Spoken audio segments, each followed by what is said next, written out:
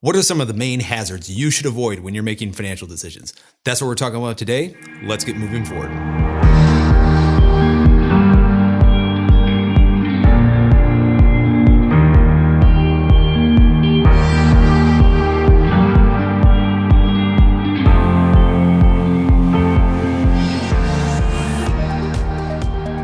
Welcome to the Plan Ranger, where our goal is to provide you with informed insights and a reasonable approach to managing your personal finances. Now, one of the questions I got actually a couple weeks ago was, what are some of the biggest mistakes that people make when they're making financial decisions? And a lot of that deals with habits, the decisions and the things that we're doing, that people do, in the course of living their life, financially. And while that's a compelling question, there's already quite a bit of information out there about the habits part. And I'm sure we'll touch on that at some point here. But essentially, there's kind of two things that you should keep in mind. There's your habits, the things that you can control, and then there's hazards, things that you can't. And in terms of the trailhead, this thing behind me here, we talk about being out on your trail, hiking your trail towards your destination, there are these hazards, these pitfalls that you need to be watching out for. And so I thought it'd be good for us to take kind of isolated views at some of these individual hazards so that you can be made aware of them. One of the first hazards that I want to touch on, and the one we're going to talk about today, is called selection bias. Maybe you're familiar with that term, maybe you're not, but selection bias is essentially cherry picking data. It is used all the time and comes up in any number of contexts.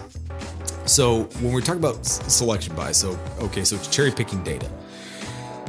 But realistically, what it is you've got this set of information. There's all these different data points that you could look at out there, and you pick the 1, 2, 3 that make your case. So let me give you a very casual example of this.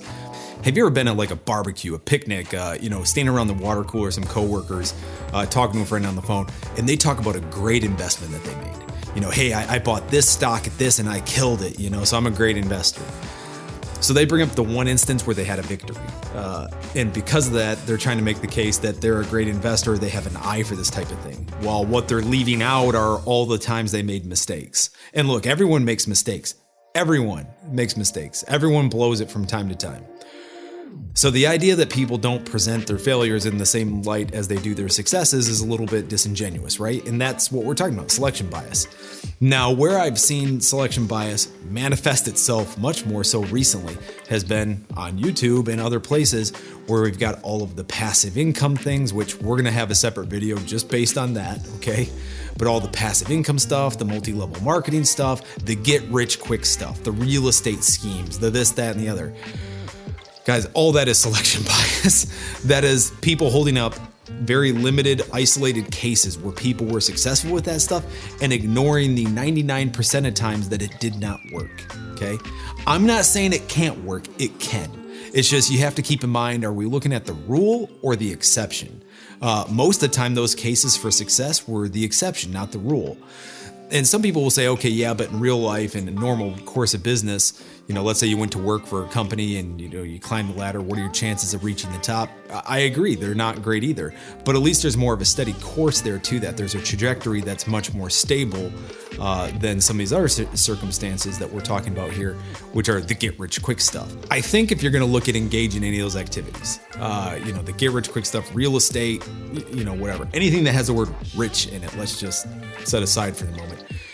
But if you're going to engage in something like a side gig or a passive income thing, you just have to ask yourself, do you think you're the exception? Are you the exception or are you going to be the rule?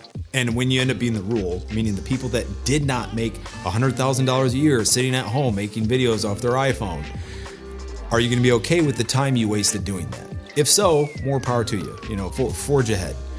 But if you think that's going to be time lost that you could be dedicating to something else, then that's something you should be cautious of.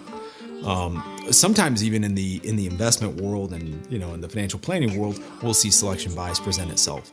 You'll see rates of return that from every now and then from advisors or from funds, things like that are put out there that are held up as look how great we did. Meanwhile, the rest of the funds and the family didn't do so great. Investment advisors can do the same thing. Insurance companies. All of these things are going to tend to hold up their successes. And you need to ask yourself, what is it not showing?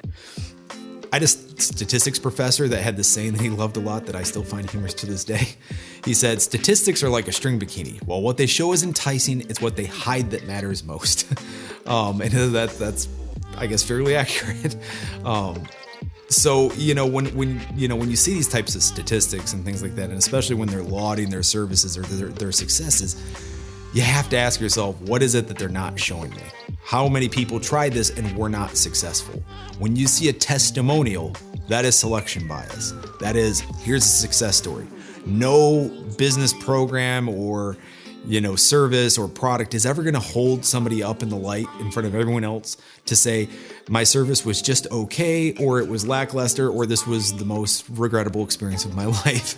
No one's going to hold that up intentionally. So, when you see testimonials and you have to keep in mind that those are the isolated cases. That's the selection bias coming through here. So that's a big hazard to watch out for, especially now, and especially, with so much information going out there, through mediums like YouTube and just, across the internet in general. There's a lot of people putting stuff out there that is frankly very misleading in my opinion. So, you want to be cautious with that.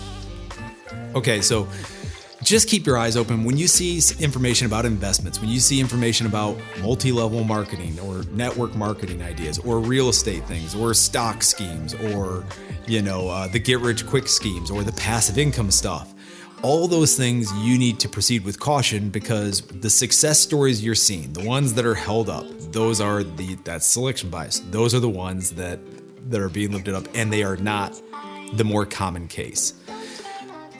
By the way, if you're watching this and you have information, data about anything that I've mentioned about that, hey, you're wrong.